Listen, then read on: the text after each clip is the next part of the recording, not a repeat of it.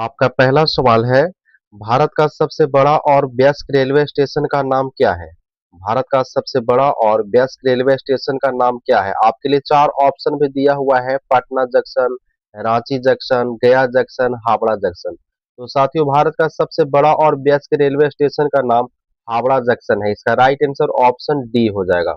एक बार फिर से आप सभी को स्वागत है अपने YouTube चैनल बाहुबली जी के स्टडी में। प्यारे साथियों, इस वीडियो में हम आप सभी लोगों के लिए समान ज्ञान, जीके, जीएस और करेंट अफेयर का अति महत्वपूर्ण सवालों को लेकर के आ गया हूं। अगर आप लोग किसी भी गवर्नमेंट एग्जाम की तैयारी करते होंगे तो आप सभी लोगों के लिए वीडियो फायदेमंद साबित होगा। तो चलिए आइए आज के वीडियो को स्टार्ट करते हैं पहले सवाल से। आपका पहला सवाल है, राष्ट्रीय मतदाता दिवस कब मनाया जाता है? राष्ट्रीय मतदाता दिवस कब मनाया जाता है? आपके लिए चार ऑप्शन भी दिया हुआ है, 25 जनवरी को, 26 जनवरी को, 15 अगस्त को, 2 अक्टूबर को। तो साथियों, राष्ट्रीय मतदाता दिवस जो है 25 जनवरी को मनाया जाता है। इसका राइट आंसर ऑप्शन ए हो जाएगा। आगे बढ़ते हैं साथियों, अगला सवाल सेकेंड नंबर है, किस माध्यम में प्रकाश की चाल सर्वाधिक होती है? किस माध्यम में प्रकाश की चाल सर्वाधिक होती है? आपके लिए चार ऑप्शन भी दिया हुआ है, कांच में, जल में, निर्वात में, वायु में। तो निर्वात में प्रकाश की चाल सबसे अधिक होती है, सर्वाधिक होती है। इसका राइट आंसर ऑप्शन सी हो जाएगा। अगला सवाल तीन नंबर है, पानीपत की दूसरी लड़ाई कब लड़ी गई थी? पानीपत की दूसरी लड़ाई कब लड़ी गई थी? आपके लिए चार ऑप्शन भी दिया हुआ है, 1556 में, 1557 में, 1568 में, 1572 में। तो पानीपत की दूसरी लड़ाई जो है 1556 ईस्वी में लड़ी गई थी। इसका राइट आंसर ऑप्शन ए हो जाएगा। आगे बढ़ते हैं, अगला सवाल चार नंबर एक कहता है, पानीपत की तीसरी लड़ाई कब लड़ी गई थी? पानीपत की तीसरी लड़ाई कब लड़ी गई थी?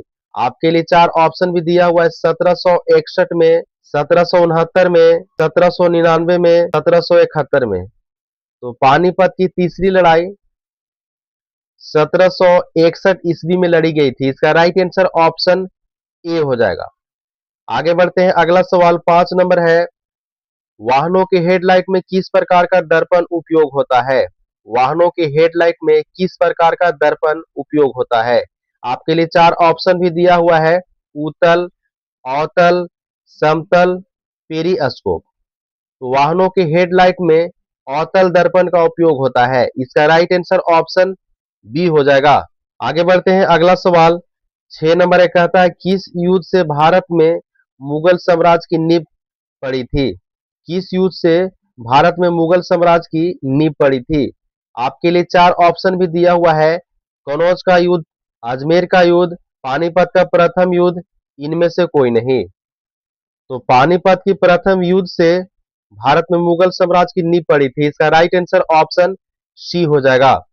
आगे बढ़ते हैं, अगला सवाल सात नंबर है, त्रिपिटक धार्मिक ग्रंथ है? त्रिपिटक धार्मिक ग्रंथ है?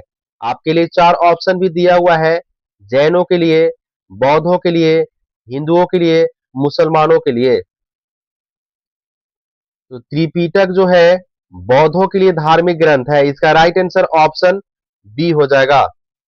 आगे बढ़ते हैं, अगला सवाल आठ नंबर है, मैग्सेसे पुरस्कार प्राप्त करने वाले पहले भारतीय कौन थे?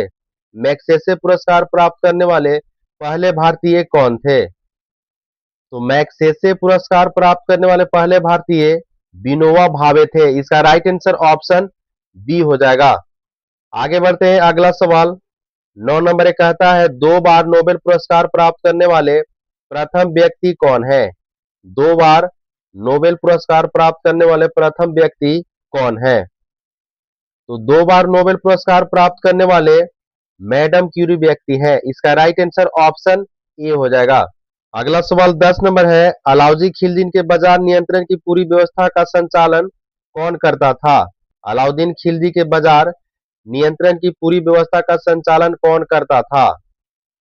तो अलाउद्दीन खिलजी के बाजार नियंत्रण की पूरी व्यवस्था दीवान ए रियासत करता था। इसका राइट आंसर ऑप्शन ए हो जाएगा। अगला सवाल 11 नंबर है, टाइटैनिक में मुख्य अभिनेत्री का अभिनय किया था? टाइटैनिक में मुख्य अभिनेत्री का अभिनय किया था। तो टाइटैनिक में मुख्य अभिनेत्री का अभिनय केट विंसलेट ने किया था। इसका राइट आंसर ऑप्शन डी हो जाएगा। साथियों, ये सवाल वीवीआई है, आप लोग हमेशा के लिए याद रखेंगे। आगे बढ़ते हैं, अगला सवाल 12 नंबर है, चलचित्र मूवीज बनाने वाले प्रथम भारतीय कौन थे? चलचित्र मूवीज बनाने वाले प्रथम भारतीय कौन थे? तो चलचित्र मूवीज बनाने वाले प्रथम भारतीय एच एस भातवाडेकर थे।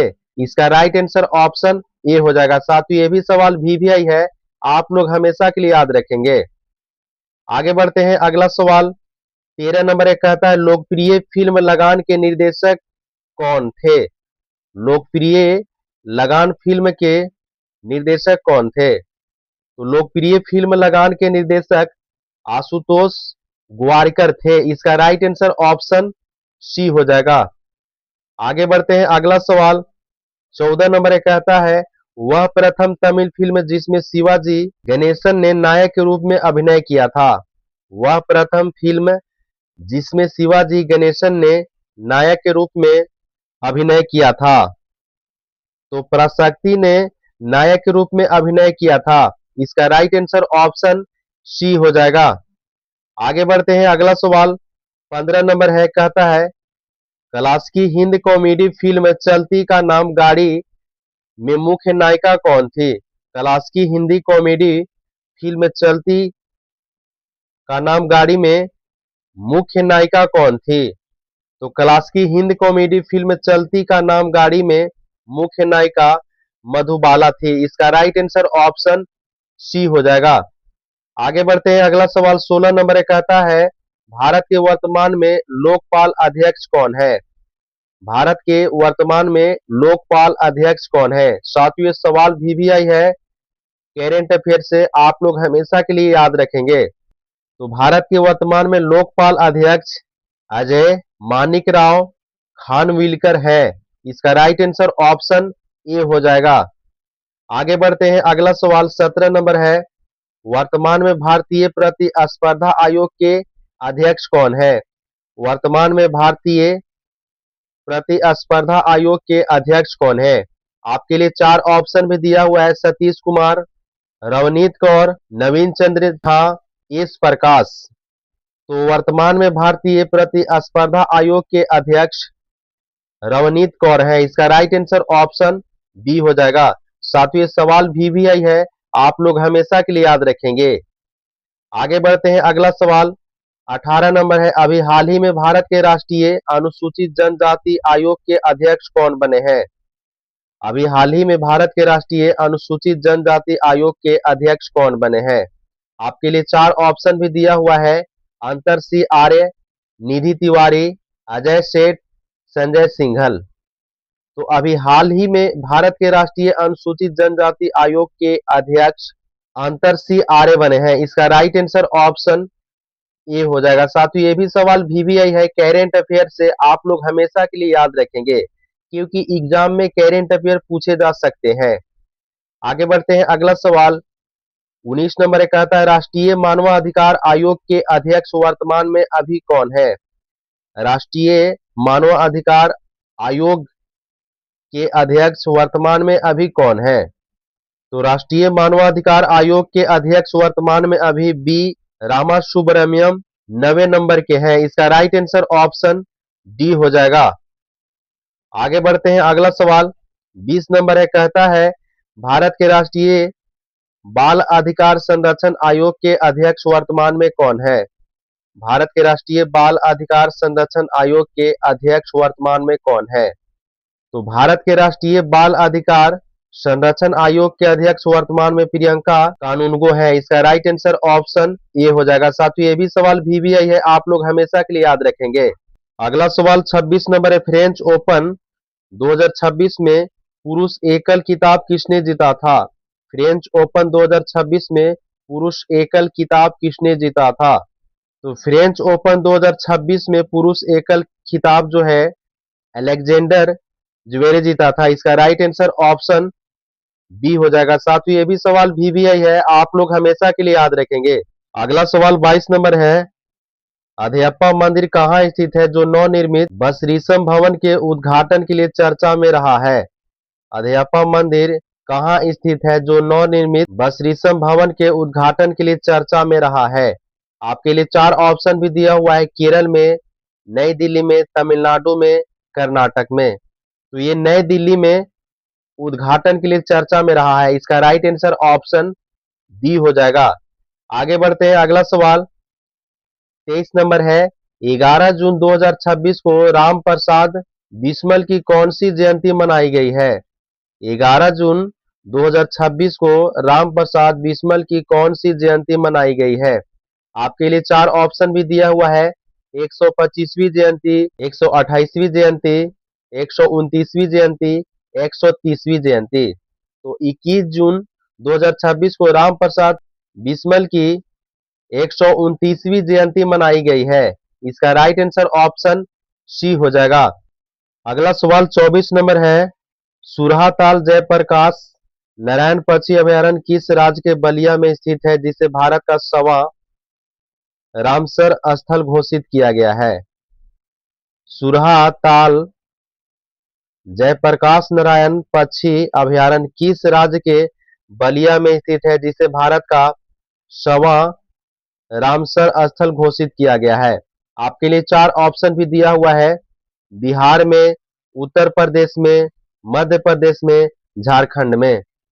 तो उत्तर प्रदेश में घोषित किया गया है। इसका राइट आंसर ऑप्शन बी हो जाएगा। आगे बढ़ते हैं, अगला सवाल 25 नंबर एक आता है, फ्रेंच ओपन 2026 में महिला एकल का खिताब किसने जीता है?